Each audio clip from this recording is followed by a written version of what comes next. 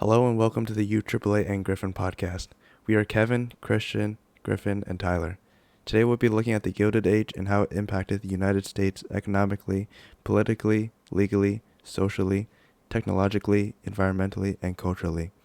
Firstly, what is the Gilded Age?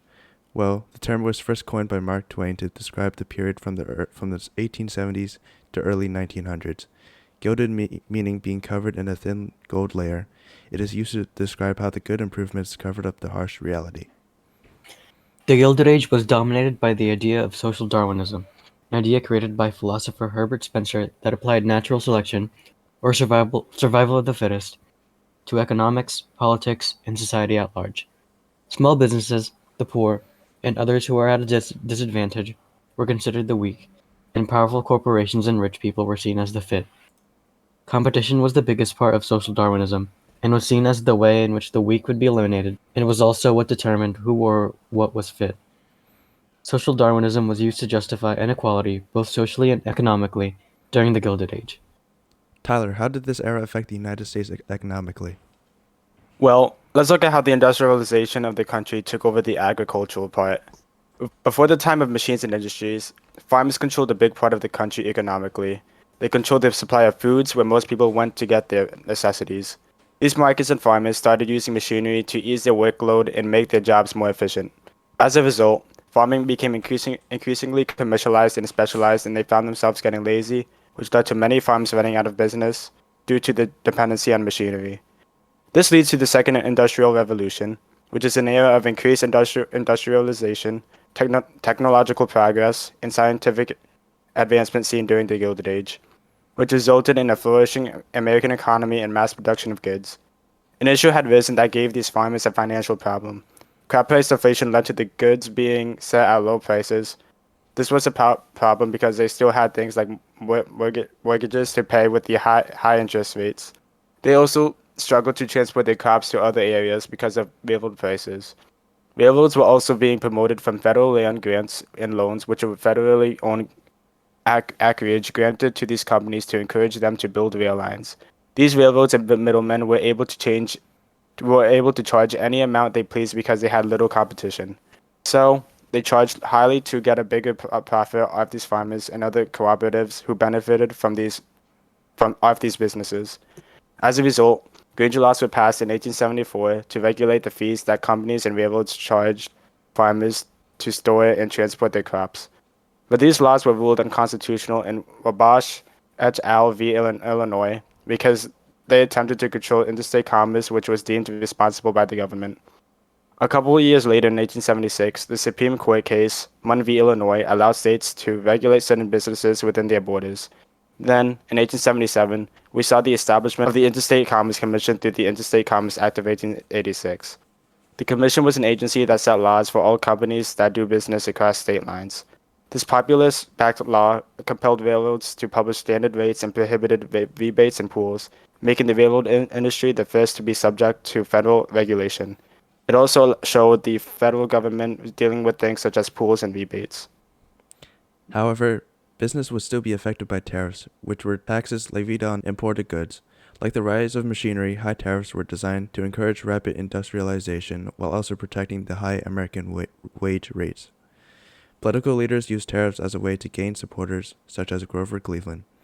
Even though it wasn't the main focus of the campaign, Cleveland sought to lower tariffs, which gained him more supporters who were also against them. Other people used tariffs for other gains. The McKinley Tariff of 1890 was passed to raise revenue for the federal government and to protect domestic manufacturers and workers from foreign competition. It became the largest tariff on imports in the country's history. The Wilson-Gorman Tariff of 1894 slightly reduced the tariff rates from McKinley and imposed a 2% tax on those with an income over $4,000. It attempted to solve the economic depression but failed due to the federal income provision. To counteract the tariff, the Dingley Tariff of 1897 was passed that increased duties by an average of 57% and lasted until 1909. Which people were involved that affected the economy at this time? Well, there were many different types of people, such as robber barons and even philosophers at this time. One major philosopher was Adam Smith, who was an important economist that influenced the ideas in the United States during the Gilded Age. He believed wealth was created through productive labor and that self-interest motivates people to use their resources well. He wrote The Wealth of Nations, which encouraged governments to adopt a free market approach. Then we have the Rockefellers, such as Cornelius Vanderbilt, Andrew Carnegie, John D. Rockefeller, and J.P. Morgan. The term robber baron was used for American businessmen who had no principles and did anything they could to get rich.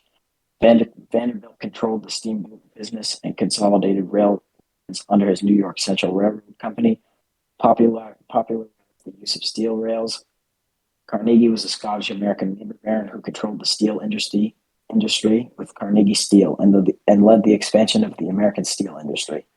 Rockefeller dominated the oil industry with his Standard Oil Corporation, had a vertical monopoly, and became one of the world's wealthiest men as a result. Morgan financed the reorganization of railroads, insurance companies, and banks, financed industrial consolidations that formed General Electric, U.S. Steel, and International Harvester. These people controlled much of the economy through monopolies that gave them advantages over others because they owned all of their competition, and if they weren't, they were able to buy them out. Rebates and pools were also a way that separated these businessmen from the rest. Pools were agreements meant to divide a business in each area and share profits.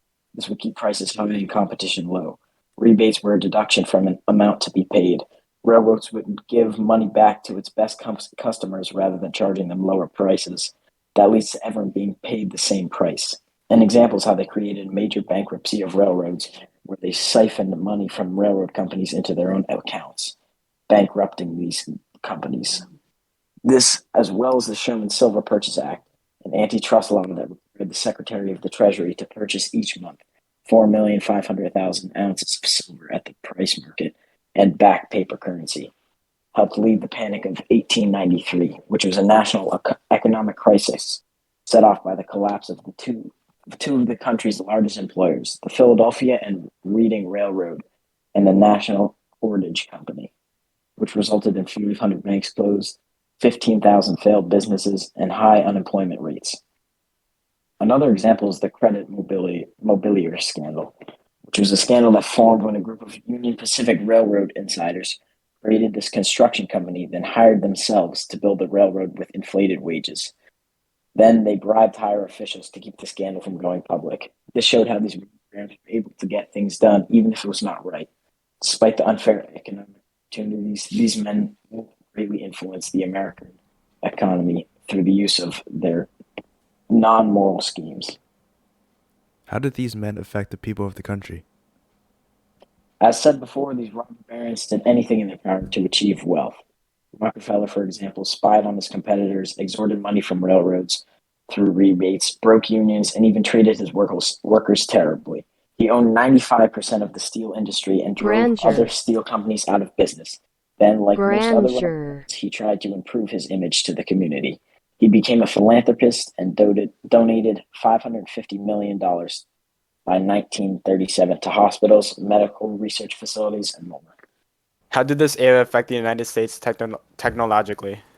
Well, the Second Industrial Revolution was an era of increased industrialization, technological progress, and scientific advancement that went hand in hand with the Gilded Age. One of the most important innovations during this time was the Bessemer process, which is a process for converting iron into durable steel that was much more versatile than any previous processes. Development of this led to the growth of the steel industry and the rapid expansion of railroads. Basically, an easier process to manufacture steel made it easier and more profitable to lay down railroads. Another major innovation was the transatlantic cable, which was the first telegraph wire to cross the Atlantic Ocean, opening up a much faster method of communication between Europe and the United States. Before this, mail would have to be sent on ships and could take weeks. But with the cable, it would take less than a day. The transatlantic cable wasn't the only innovation made in communication. A Scottish-born inventor, Alexander Graham Bell, invented his telephone, which revolutionized communication and created a large industry that relied heavily on female workers. An American inventor, Thomas Edison, revolutionized both urban life and industry with his research team at the Menlo Park Research Laboratory, where they developed commodities like the light bulb, and more broadly, electric power. George Westinghouse, another inventor, contributed to the emerging light industry by developing the alternating current. Also, He created the railway air brake, helping make railroads safer. Last but not least, the first successful roll film hand camera, Eastman's Kodak camera, was released during this time, allowing anyone to snap a photo with the press of a button. All of these inventions, and many more, drove America's technological innovation during the Gilded Age. What political developments were seen during the Gilded Age? Generally, the Gilded Age was a time of widespread political corruption. The most famous examples are the political machines, party organizations headed by a single boss or small autocratic group that commanded enough votes to maintain political and administrative control of a city, country, or state. Tammany Hall was the famous Democratic Party political machine in New York City, which, under its notorious leader William Boss Tweed, embezzled millions of dollars from the city to their own pockets. Bribery was everywhere during this period, not just in state governments like with Boss Tweed and Tammany Hall, but in Washington, D.C. too. The trusts, those big groups of corporations, constantly bribed politicians to push legislation that would be favorable to them. In terms of the party conflict, the Republican Party was dominant, with the Democrats being more like an opposition party. Republicans drew much of their support from wealthy businessmen of the East and the West, like the former Confederate states, the Solid South, were where the Democrats found their strongest footing. How does this all affect the country socially, environmentally, and culturally? Well, the money in the country was distributed quite unfairly. 2% of the country's population owned a third of the nation's riches. This economic distribution was known as the concentration of wealth, meaning a big portion of the nation's capital was owned by a small portion of people, creating unfair social classes. People sought to change this by advocating for improving living standards of the poor through means of education, health, economic, and sanitary means. These urban reformers stated more than 400 settlement houses in the cities and provided services to help poor immigrants who were being neglected by the rich. Along with the creation of these settlement homes, the City Beautiful movement in the environmental design that drew directly from the Beaux Arts School. It was a reformed philosophy of North American architecture and urban planning that flourished with the intent of introducing beautification and monumental grandeur. The goal was to enhance urban areas and to make them more sanitary. One of the reasons for their architectural improvements was due to the increase of population during this era. Family size peaked, and we saw the decline of infant mortality. However, divorce was common, especially in Rhode Island, where it was frequent. The greater size in family helped influence change in cities and urban areas because of sanitary issues from greater people. Thank you for listening to this week's episode of the UAAA podcast. We are Kevin, Christian, Griffin, and Tyler. Thank you.